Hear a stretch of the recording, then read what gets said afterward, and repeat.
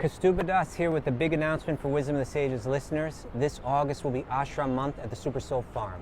Simple ashram living, rising early, morning kirtan, yoga and pranayama, healthy vegan and vegetarian meals, farm seva and being immersed in nature, and then gathering in the evenings for kirtan and readings. Plus, each week we'll have a lead presenter teaching a different facet of the philosophy and lifestyle of Bhakti-yoga. Week number 1 will be the exceptional Bhakti Lata teaching a course called The Beauty of Bhakti, bringing the culture of love and devotion into our lives. Week number 2 is my brother from another mother, Raghunath, teaching Falling in Love with Divinity, the Bhakti-yogi's method for opening the heart. And week number 3 is myself with a course called Following the Path, examining the history and teachings of Bhakti-yoga. You can come for 1, 2, or all 3 weeks, and the pricing is by donation.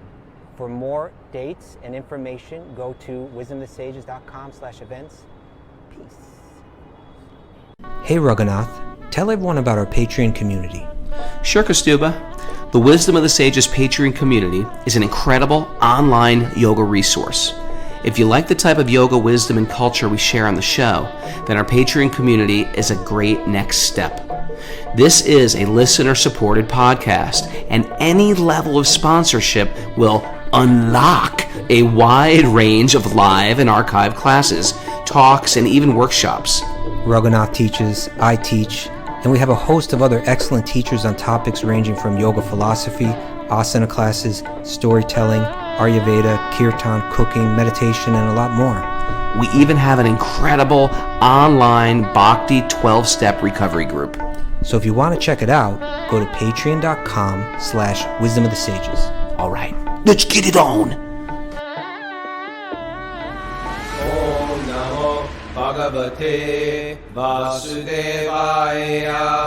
Om Namo Bhagavate Vasudevaya. Om Namo Bhagavate Vasudevaya.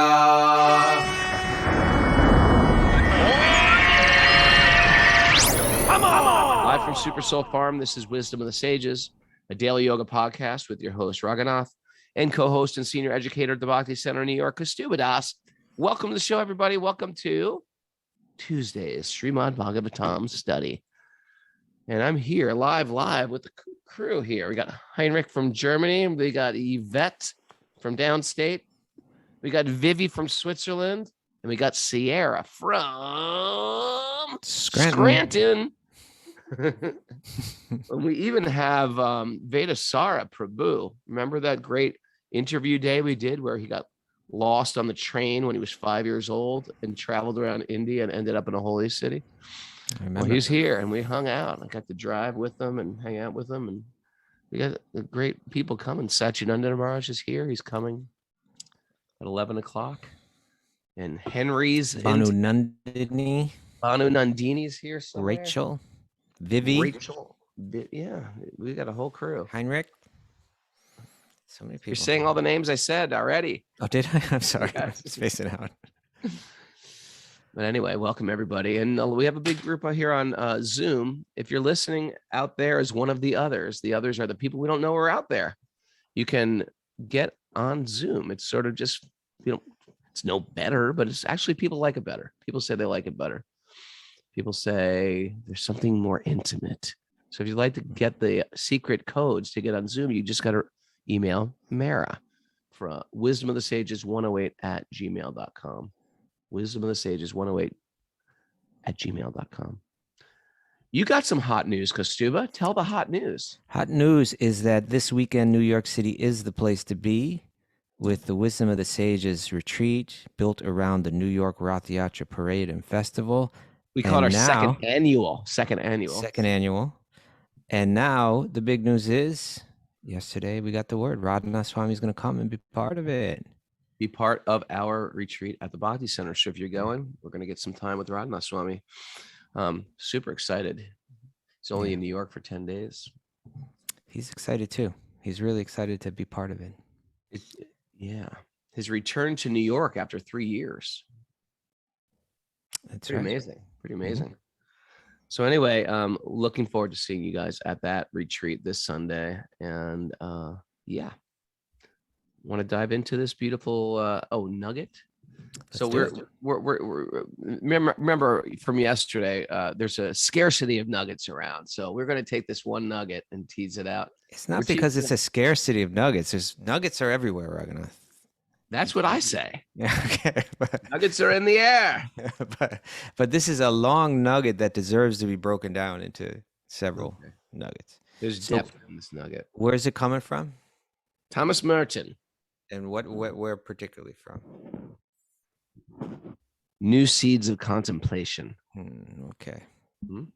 So this is sort of an add-on to yesterday's nugget. We spoke about the cosmic dance. Yeah. Want to say anything about that? Well, we were hearing Thomas Merton. His realization was that we take a lot of things very seriously, but in the eyes of God, the things that we're taking so seriously are very trivial. And what God is interested in is divine play. And if we could somehow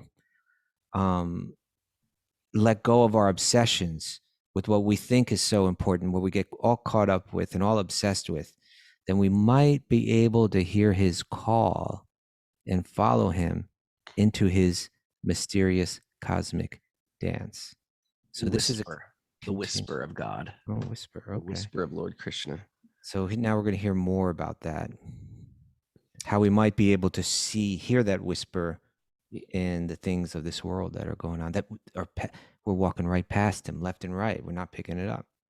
You know, it's a nice practice, Kaustubha, just reflecting on past struggles, things you're really wrestling with in your mind, caused you anxiety and stress, and looking back at them today, and you're like, oh, that was actually nothing. Nothing. It was like nothing. It's gone. You remember? Mm-hmm. I mean, anybody who's a little bit older, remember Y2K? It was, oh my God, Y2K. It's all over. Sell your property in the city, move to the forest. Is that when you bought your guns, Raghunath? Kaustubha found my guns today. He's Kaustubha. Kaustubha's actually here. He's staying in my room up there. That's right. This is Raghunath's room. I mean. Yep. I'm happy to have you. You gave me the master suite up here. It's like, yeah, I know. Thanks, Sierra. She cleaned it yesterday. I know. Thank you, Sierra. It was a master mess before you showed up. All right. Okay. Nugget. The nugget. Yeah. Don't use those guns. We do not have to go very far to catch echoes of that game. That dance, that divine dance. Yeah. And of that dancing, when we are alone on a starlit night, when we by chance see the migrating birds of autumn descending on a grove of junipers to rest and to eat, when we see children in a moment when they are really children, when we know love in our hearts, or when, like the Japanese poet Basho said, we hear an old frog land in a quiet pond with a solitary splash. At such, you'll hear that. I'll take you up to Nagakund. Okay. At such times, the awakening, the turning inside out of values, the newness, the emptiness and purity of vision that makes themselves evident, provide a glimpse of the cosmic dance.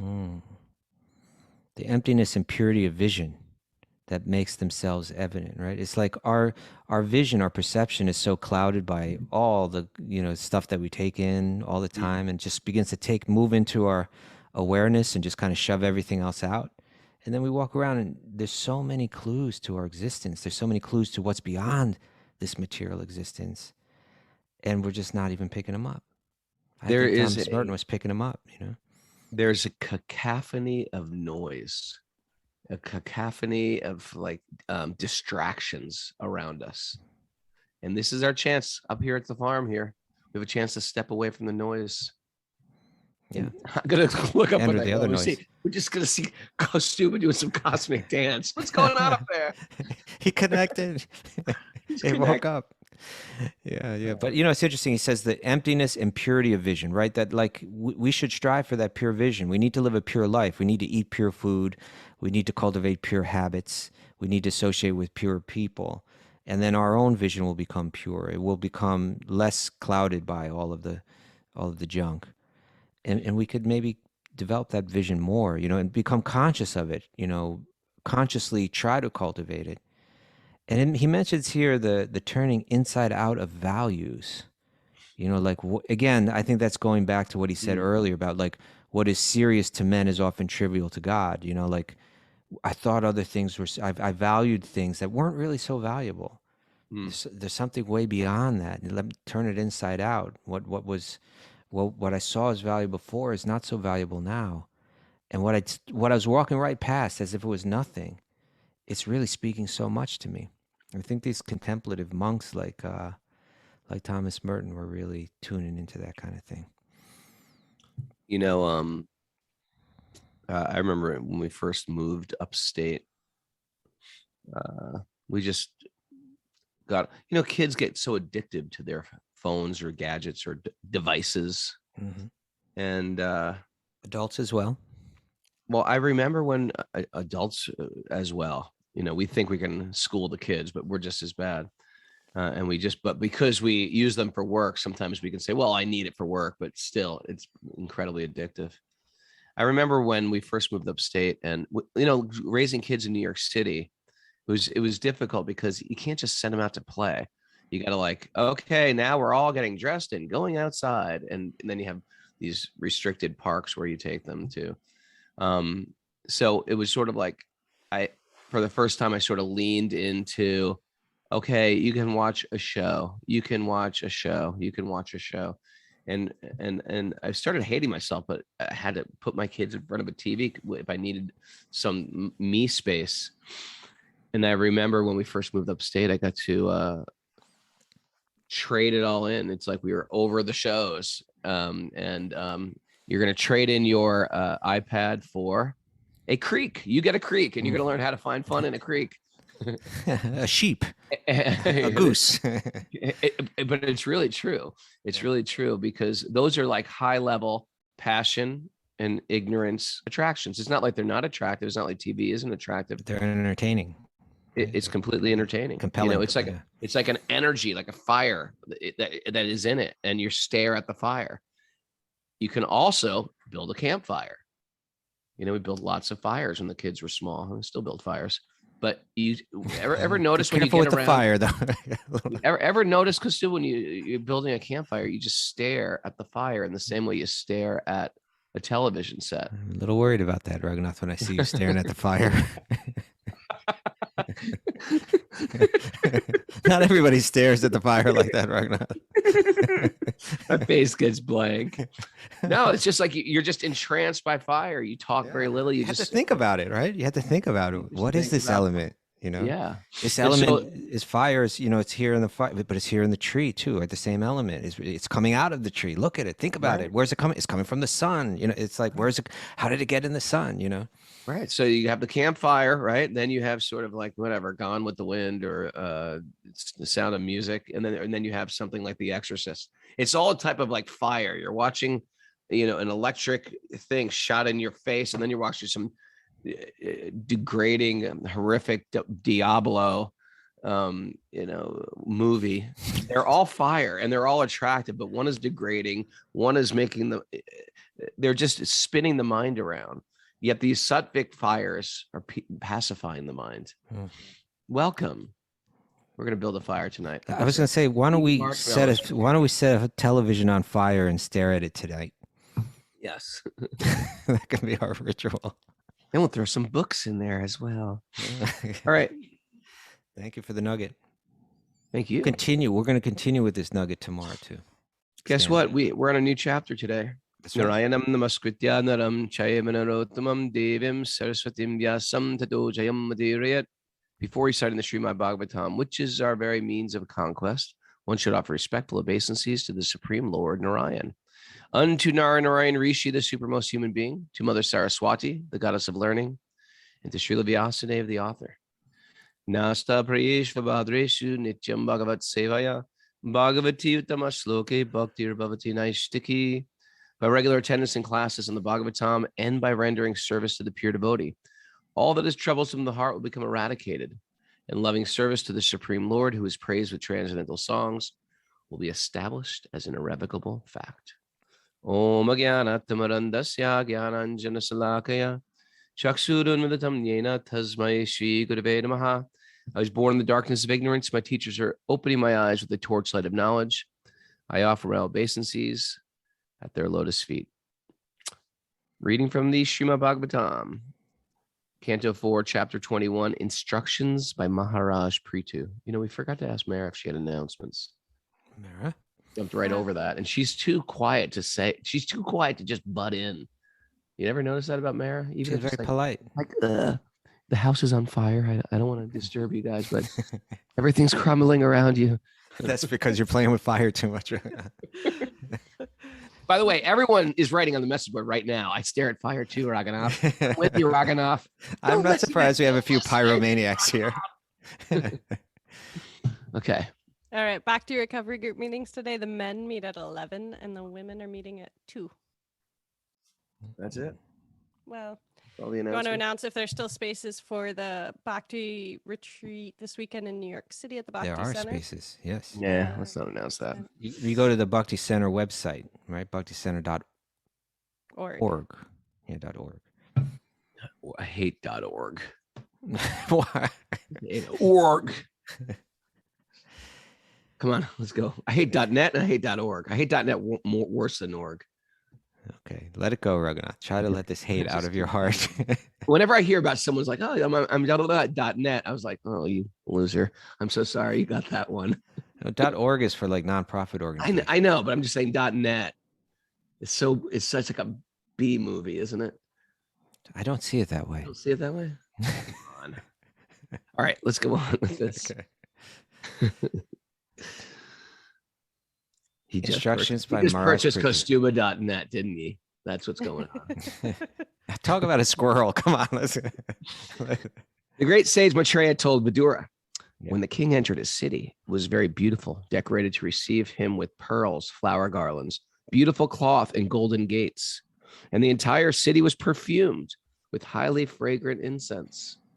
So many verses in Bhagavatam like this, right? Prabhupada says the real opulence is supplied by natural gifts such as gold, silver, pearls, valuable stones, fresh flowers, trees, and silken cloth. This is the opulence that's recommended. Fragrant water distilled from sandalwood and aguru herb. Aguru is oud, it's my favorite incense. Was sprinkled everywhere on the lanes, roads, and small parks throughout the city. Hey, look, I got a package of your oud right here, Raghunath. Yeah. Yes, it is. You can't see it. What are you doing going through my things, by the way? Get out of my room. I'm going to steal your guru. You can have that box. How about that? You take that for your deities. Oh, that's so kind of you. Varied minerals and lamps, all presented as an auspicious paraphernalia. It's interesting. Sometimes you visit these villages in India, and sometimes they're having festivals, and they're actually decorated in these things like mango leaves, streamers, and they throw they throw water in the streets sometimes, or scented water to keep the dust down. Also, I've been to festivals in Bali, which they practice a type of sort of Hinduism, sort of Hindus. And same thing, they real natural festivals there. These things, what they're saying, as we read them, they sort of sound like, well, is this fictitious? No, it's real. All this stuff's real. Fragrant water distilled from, read that. At the street crossings, there were bunches of fruits and flowers, as well as pillars of banana trees and betel nut branches. All these combined decorations everywhere looked very attractive. When you go to like the Krishna Balaram Mandir in Vrindavan on like a holiday? Oh, yeah. And they decorate it with whatever, pillars of bananas and garlands. Tons of flowers, right? Garlands of tangerines and things like that, Yeah. And like so many flowers, like they so many. Makes you wonder, like, where made they of get all flowers. those flowers from? They grow them out in the fields, I know, but it's like there's a lot of flowers. Yeah, but that because they grow so many, and they're so inexpensive, but when you walk into that temple, isn't it so uplifting? Yeah. Yes. Right. I mean, it's amazing. It's otherworldly. Yeah. I really feel like I said this yesterday, but I'm going to say it again. I really feel like we found the mysteries of life. I feel that way. Like we found it. We found out of all the places, like the treasure that's been buried hidden away. Even like when I read Thomas Merton, I was reading things like you just know that because back then there was no information age. So when you wanted a good book, you had to go through a cool old bookstore, or you had to like find a library, people's private libraries. So if you think about, there was some appreciation for Eastern thought, you'd have to dig deep to find these ancient libraries where you could find, and then even then you're just piecing together different traditions. Imagine if someone like Thomas Merton ran into a bona fide spiritual master. Well, he had some nice things to say about Srila Prabhupada. Oh, really? Yeah. I'll try to pull it up. See if I can When find when it. did he live, Mayor? I thought you said he lived. He passed away in 68, I believe. Oh, all right. All righty. Let's see. Let's see if I can find a quote from him. Got it. Ready? Hit me. He says, Swami Bhaktivedanta brings to the West a solitary reminder that our highly activistic and one-sided culture is faced with a crisis that may end in self-destruction because it lacks an inner depth of an authentic metaphysical consciousness. Without such depth, our moral and political protestations are just so much verbiage. Mm-hmm. That's heavy. That is heavy. Thomas Merton. Thomas Merton. Okay, continuing on. Imagine if he got really serious. Bhakti Thomas, clean those pots. Like in the ashram with Bhakti Thomas. I don't know what you're talking about, but I'm just thinking. Okay. let's continue. King Prietu was greater than the greatest soul, and was therefore Hold it. I worshipable. think you skipped. You a few. skipped it. Yeah, you skipped a Yeah. few. there, That's like right? Mara's famous thing to say. Raghunath, you skipped one. Well, it wouldn't be so famous if you wouldn't do it so often. Both the important citizens and the common citizens welcomed the king very. No. Earlier, text 4, I think, right? Yeah. Wind it back a few. As the king entered the gate of the city, the citizens received him with many auspicious articles like lamps. By the way, if you're new to that, that's not like a lamp. It's like an oil lamp where you're offering it More as like a gesture. candle. It's like more like a candle, yeah. Because it reads weird if you're in America right. offering a lamp. Deepas. Flowers and yogurt. Have some yogurt. That sounds weird. What do they do? Sprinkle yogurt on you? I think they might do that. Sometimes they do stuff like that, I think. Stuff like that. Sprinkle just like little bits of it. It's not like, here, have a cup of yogurt. Maybe it was. I don't know. The king was also received with many beautiful unmarried girls. What does that mean?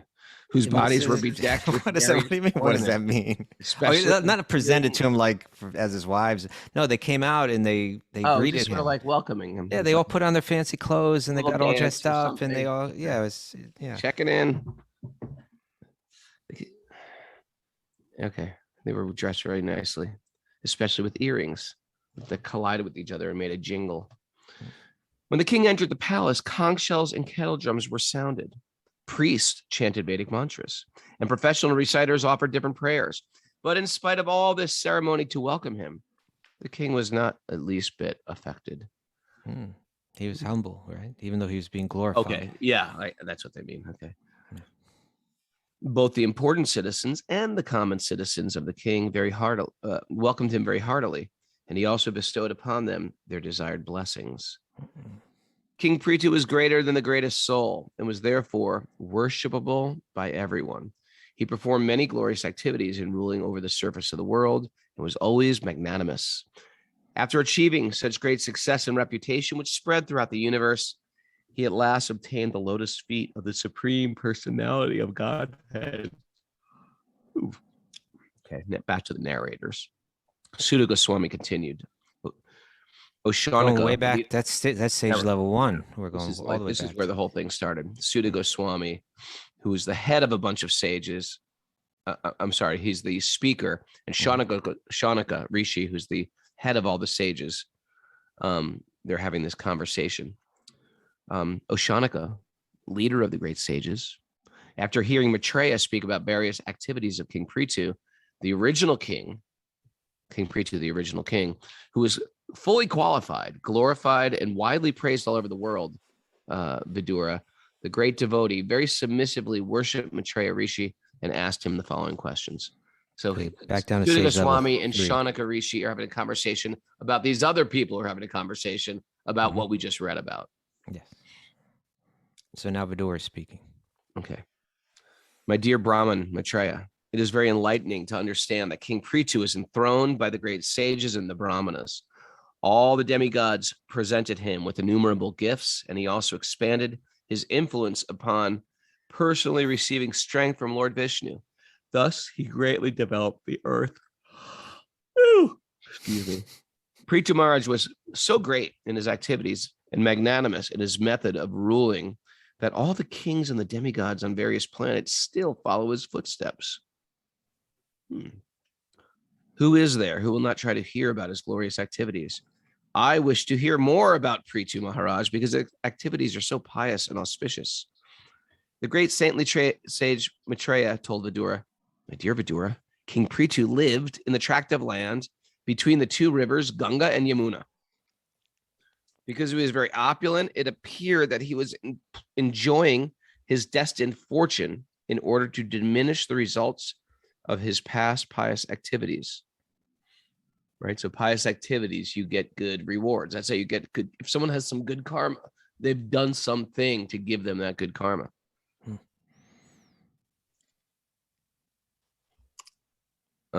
Maharaj Prietu was an unrivaled king and possessed the scepter for ruling all the 7 islands. I knew that would excite you.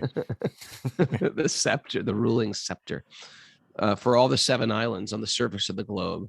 No one could disobey. You know what? I'm going to get this guy, Adi, who did for us the Cytology podcast. He knows all this stuff about the 7 surface, 7 islands, and where he told me where the real Lanka was, which was very interesting. He said it's not in Sri Lanka, it's in the Maldives. Yeah, it's underwater. Interesting stuff. I'm not sure if I buy that. Because You the will. bridge is over there. There's a bridge still there.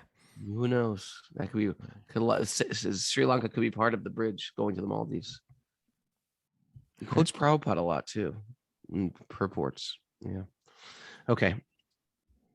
He carried the scepter for ruling all 7 islands on the surface of the globe. I would love to find that scepter, like with my metal detector. What's this? Dig it.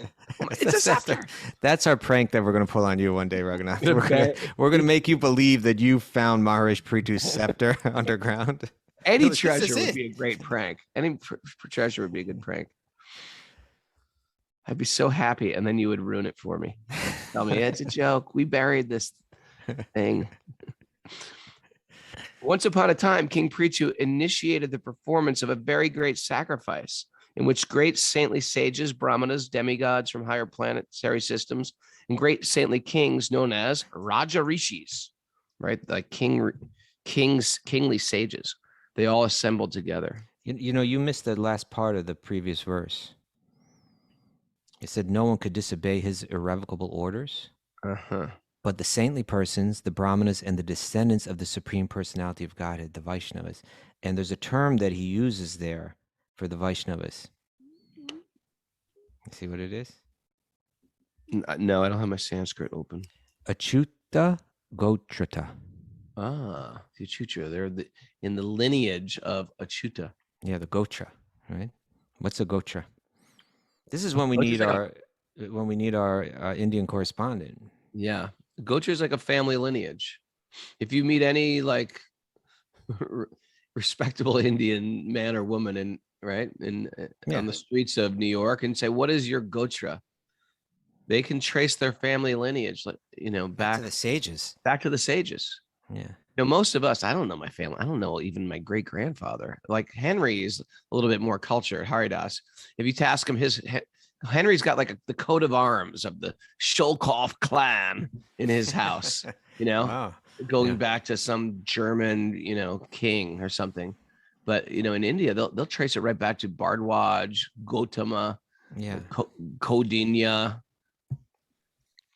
And so also when you go to a temple and if they're doing a little puja on your behalf, then part of it, as they're doing the puja, they're saying, they're praying to the Lord, and they're saying, dear Lord, on behalf of so and so, what's your name? You give them your name. They say, what's your gotra? So like it's like saying, dear Lord, on behalf of Raghunath, who's coming from this family lineage, that one, because there may be other Raghunaths out there, right? So this one, so Prabhupada told us, because none of us know our gotra, right? In the Westerners and so on. Yeah. We said that when that's our circumstance, what do we say? Achyuta gotra. Achyuta gotra, that we are in the family of Krishna. Who's Achyuta? Like sometimes they do these big pujas at the Ganga, and they stop and they say your name, say your wife's name, say your children's name. Mohan Panda. Does that for you, Radhakund? Yes. Yep, Okay. He does that too. All right. So once upon a time, King Prithu initiated the performance of a very great yajna, sacrifice, religious ceremony, in which great saintly sages, brahmanas, demigods from higher planetary systems, and great saintly kings known as Raja Rishis all assembled there.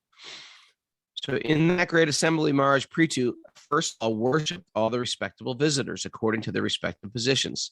After this, he stood up in the midst of the assembly, and it appeared that the full moon had arisen amongst the stars.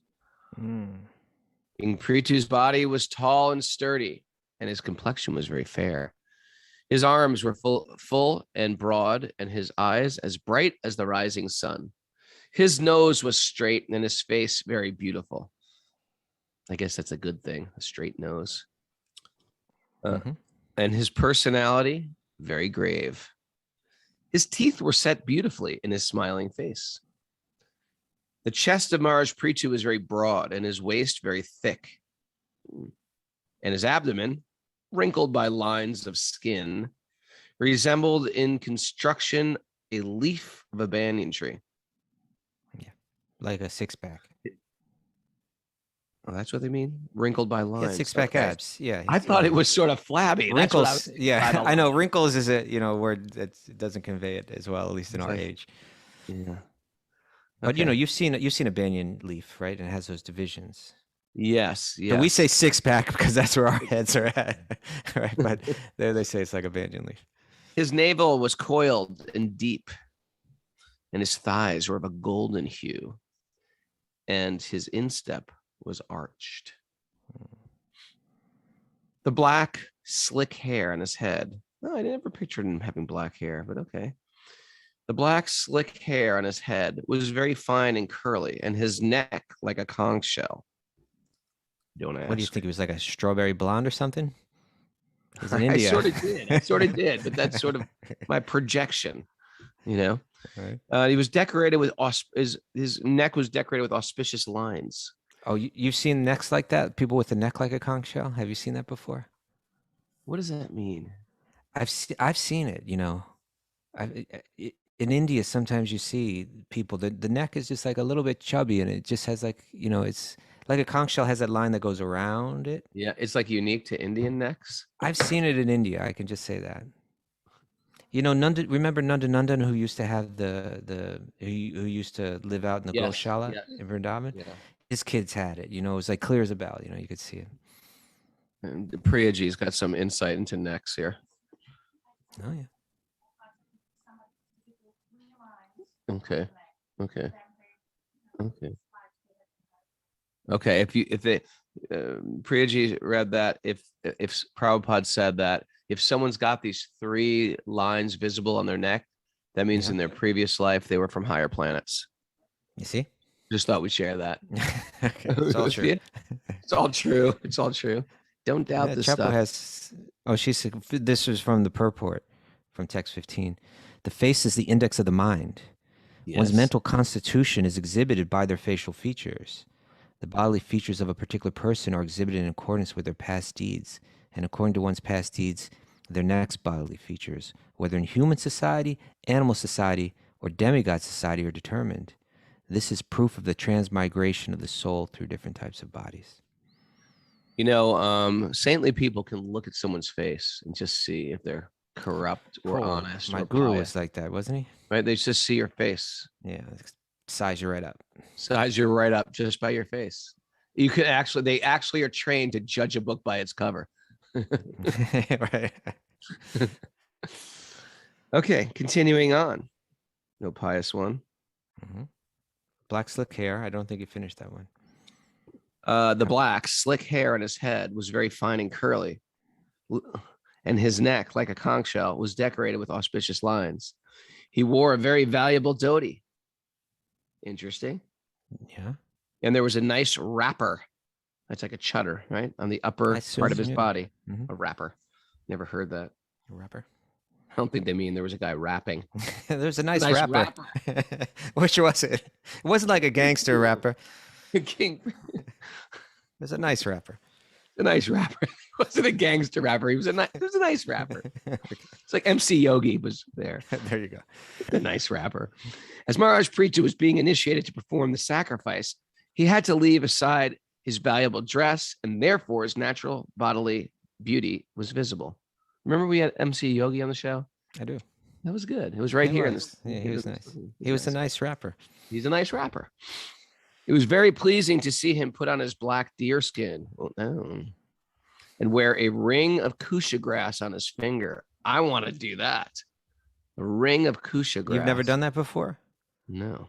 You've never been like at a yagna and the priest ties a little ring around your finger with that? Oh, no, I haven't. For his, we're gonna make that happen, Raghu. Okay.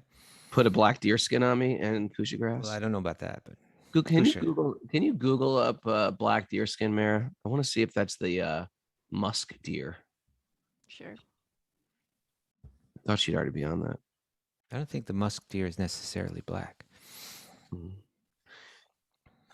Just to encourage the members of the assembly and to enhance their pleasure, King Prietu glanced over them with the eyes that seemed like stars in a sky wet with dew. How poetic. And then he spoke to them in a great voice. Here we go. Dear Mara, any info? No, Nothing. not really. Okay. Nothing you. Keep going. Just to encourage the members of the assembly. Okay. Maharaja Prietu's speech was very beautiful, full of metaphorical language, clearly understandable and very pleasing to hear. His words were grave and certain, and it appeared that when he spoke, he expressed his personal realization of the absolute truth in order to benefit all who were present. King Prietu said, "O gentle members of the assembly, may all good fortune be upon you. May all of you, great souls, who have come to attend this meeting, kindly hear my prayer attentively. A person who is actually inquisitive must present his decision before an assembly of noble souls. By the grace of the Supreme Lord, I have been appointed the king of this planet, and I carry the scepter to rule the citizens, protect them from all danger, and give them employment according to their respective positions in the social order established by Vedic injunctions." If only there could be some clues to where that scepter can be found now. Just give it something. A map. Queechy Lake. Henry's going to bury Queechy one. Lake. Text 23. I think upon the execution of my duties as a king, I shall be able to achieve the desirable objectives described by experts in Vedic knowledge. This destination is certainly achieved by the pleasure of the Supreme Personality of Godhead, who is the seer of all destiny. Any king who does not teach the citizens about their respective duties in terms of Varna and Ashram, but who simply exacts is a tongue twister, exacts tolls and taxes from them, is liable to suffer from the impious activities which have been performed by the citizens. In addition to such degradation, the king also loses his own fortune. So he has to assist them in their career paths. Yeah. Not just take their money, not just tax them. That's right. In other words, he's in the position where he's got the authority to tax. But if you just do that, no, it's not do that. You have to make sure, like for instance, like you take our situation in America now, right? It's like, take police. You have like a lot of really good police, really good hearted people that are doing it with the right motive and out there trying to help people. And you have some people that are just like, practically they're just thugs with a badge, you know?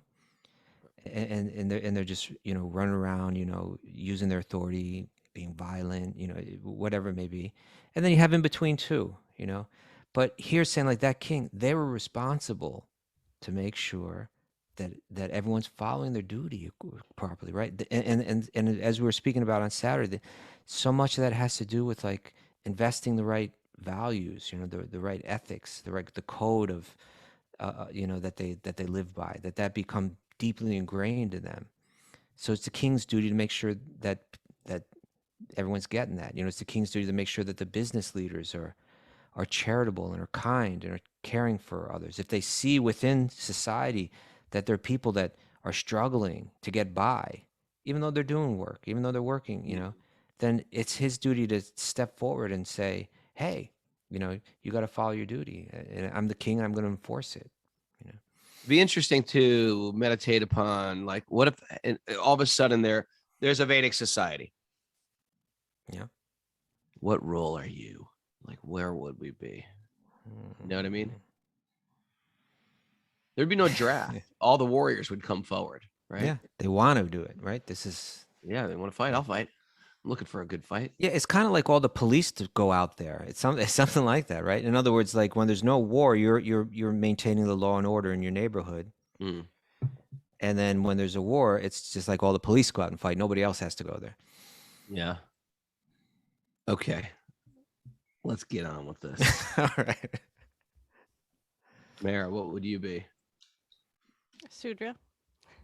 Oh, let's say so. No, she's a business owner. She's a Vaishya. She's a Vaishya. I think she's a Brahmini deep down, though. The musicians are Sudras, I've heard. Actually, there's different musicians. Some musicians are Sudras and some are like Brahmins. Yeah. Well, Brahmanas can be musicians and they're expressing their, they learn that science of music and they express their insights through music. But then, you're also like, they have wedding singers and stuff like that too, right? Which are like Shudras. They get paid to come and perform at an event. All right. Preaching March continued. Therefore, my dear citizens, for the welfare of your king after his death, you should execute your duties properly in terms of your positions of Varna and Ashram, and should always think of the Supreme Personality of Godhead within your hearts. By doing so, you will protect your own interests, and you will bestow mercy upon your king for his welfare after death. I request all the pure-hearted demigods, forefathers. It's nice though, right? He's saying like, let's all embrace this dharma together, right? And if you all do that, it'll be good for me. I'm asking, Right. It's like he wasn't. We tend to think if a person has a position of authority, they must be corrupt. They must be cruel. They must be narcissistic. Not true. He was getting all this worship. He was like very detached from it. He's just, I need your help. Doing his duty. He's doing the duty, and he's dependent on the body, so to speak. The head's dependent on the hands. Right. I request all the pure-hearted demigods, forefathers, and saintly persons to support my proposal. For after the result of an action is equally shared by its doer, its director, and its supporter. This is leadership, right? You're getting everybody on the same page. Yeah. It's not like just, overpowering your opponent. It's like, hey, let's all get together. Let's all get on the same page. My dear respectable ladies and gentlemen, according to the authoritative statements of Shastra, there was even Shastra back then. Isn't that interesting? It's eternal. There must be supreme authority who is able to award the respective benefits of our present activities. Otherwise, why should there be persons who are unusually beautiful and powerful, both in this life and in the life after death? Yeah. So that's kind of like an argument that, in other words, there's inequality we see in the world, even from birth. How and why does that exist? If there is a God that's fair, how does that exist, right? Well, Shastra is going to tell us, help us understand how that works, right? This is confirmed not only by the evidence of the Vedas, but also by the personal behavior of great personalities like Manu, Uttanapad, Dhruva, Priyavrata, and my grandfather, Anga, as well as many other great personalities and ordinary living entities, exemplified by Maharaja Prietu and Bali, all of whom were theists, believing in the existence of the Supreme Personality of Godhead who carries a club. All right. Although abominable persons Hold like on, my father. Let's slow down right there. So he's saying this is confirmed by the Vedic evidence, by the evidence given in the Vedas, but not just that, right? In other words, this is how we try to work out our path in the world, right? He's standing in front of people and saying we're all in this together, and we're all working out our path in the world. And an important way that we're going to do that is there's a manual how to live in this world. There's a manual how to cooperate with nature and to live a better life. There's a manual on how to be in tune with nature and with God who's behind nature, and that's the Vedas. But you know what? Just reading it out of the book is not enough. Let's also look at the behavior of great personalities, right, and see how they follow it, right? Because even we have the book. You're quoting one verse, I'm quoting another. We're at odds with each other. But let's try to look at the people who deeply embody the good qualities that are meant to develop when you're living in cooperation with God and with nature, and see what they have to say. And so this is, Prabhupada, I'm not sure if it's there in the Sanskrit, but it seems like, well, certainly in the commentary, Prabhupada is alluding to that verse from Mahabharata, right? From Yudhishthir. Right. There's many different dharmas, many nuance. That one. Well, when he's getting quizzed by the yaksha, and he's getting all of these cryptic questions asked to him, and he's got to get riddles. Yeah. And so one of the questions was simply this: what is the path? Right. What is, and the life of you and all of your brothers depends on this, right? Mara, what would you say if someone just asked you that? What is the path? I don't know. It's hard, right? My brothers, if I get it wrong. Like if Raghunath's life depended on it right now, and someone said to Mara, what is the path? Like, sorry, Raghu. I was like, I didn't learn that shloka. So the answer, this was Yudhishthir's answer. He said, dry arguments are inconclusive, right? Like we can sit here through logic and argue it out to try to find the path. That's not going to get us a conclusion, right? Dry arguments are inconclusive.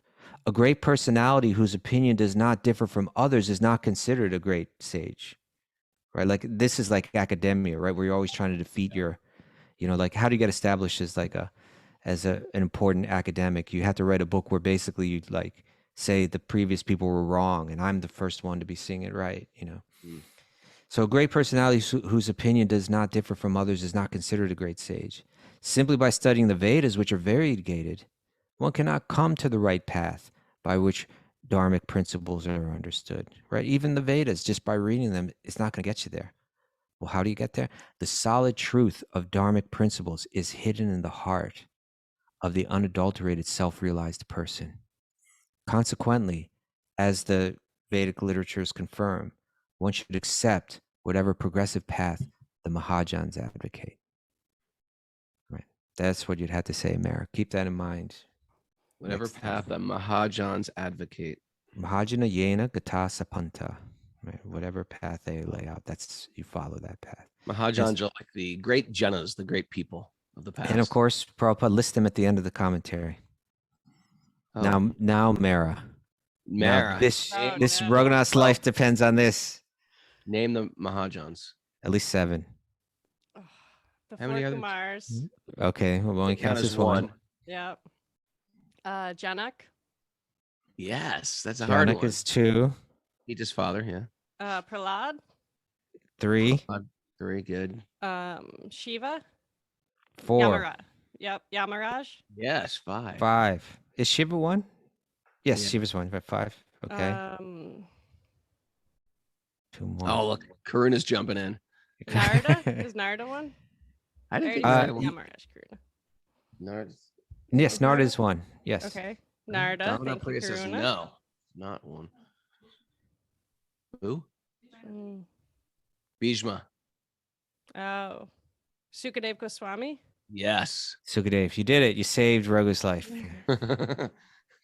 Some thanks to Karuna and Narayani. Oh, Karuna's helping over there. Okay. It takes a family. Brahma, Lord Shiva, Narada, Manu, Swambhuva Manu, the Kumars, Prahlad, Bali, Yamaraj, Bhishma, Janak, Shukadev Goswami, and Raghunath? Kapila. You got Kapila. Kapila. I really got to make that Krishna Conscious Jeopardy game. Who would buy that? Come on, people. Or make an app. It'd be a fun app. I'd let my kids play that. We did that once with my guru. There's at one festival, and some devotees assigned this game. I don't want to hear this story. Sorry. Whoa. I just don't think it's perfect for time, place, and circumstance. I think it's a time. I don't think you even know it. It was kind of like it was a nice story. You must be imagining something dark and something else. Yeah, what are you even? I don't want to hear that story. Where's that coming from? Sorry. Any takeaways, Mara? Way to end it on a dud, Raghunath. Thanks for that.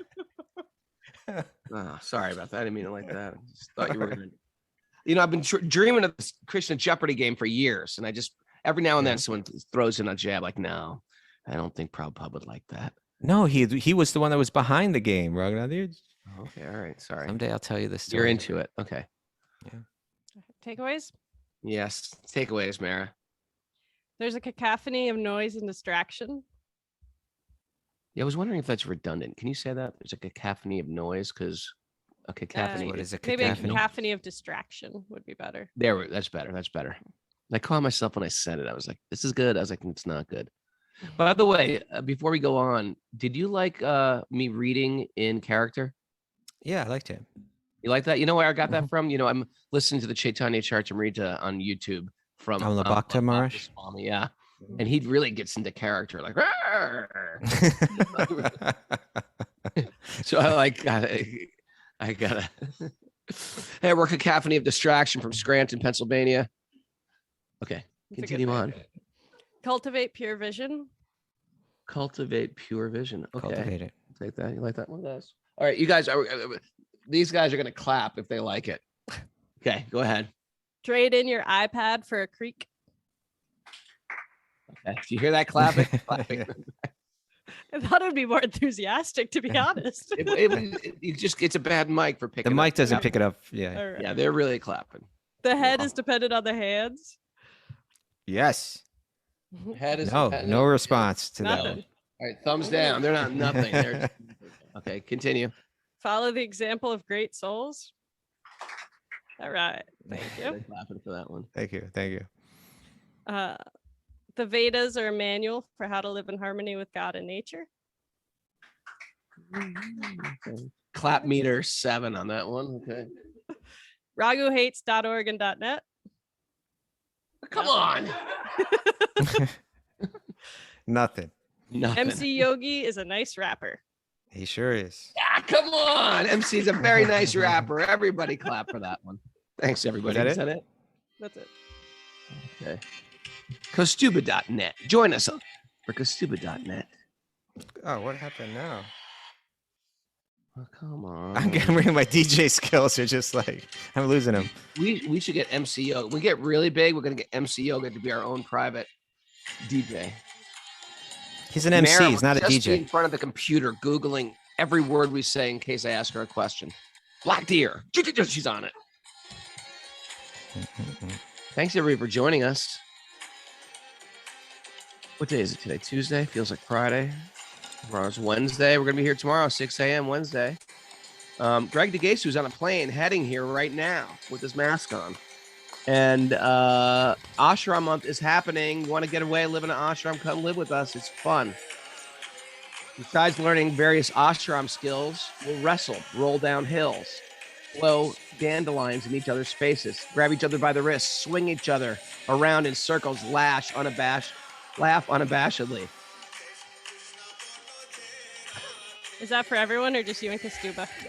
Not for me. Someone else is going to have to play with Raghu. Pillow fights, no baked cookies, the whole works.